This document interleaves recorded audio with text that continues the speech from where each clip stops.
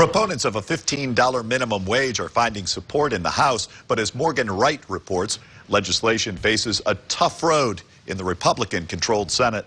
Pennsylvania Senator Bob Casey says American hourly workers face an unbearable situation. Wages are flat and the prices of life's necessities keep rising. By some estimates, we live in a country where wages went up by 12%. Only 12% over 40 years. The federal minimum wage has been $7.25 an hour since 2009. Casey says many low-wage families are desperate as costs climb for college tuition, health care, child care, groceries, and more.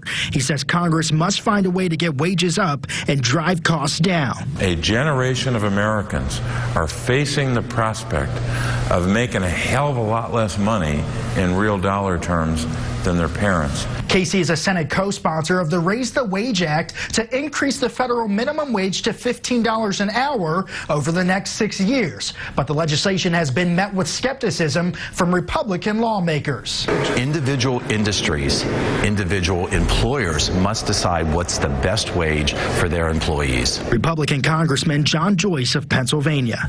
There are wages that are certainly higher than a guaranteed minimal standard, and there are wages that can be lower than a guaranteed minimal standard. Despite Joyce's objections, a similar minimum wage bill in the Democrat-controlled House is gaining traction. It already has more than 100 co-sponsors, but Casey's Senate bill faces a much tougher road, where Republicans are in control.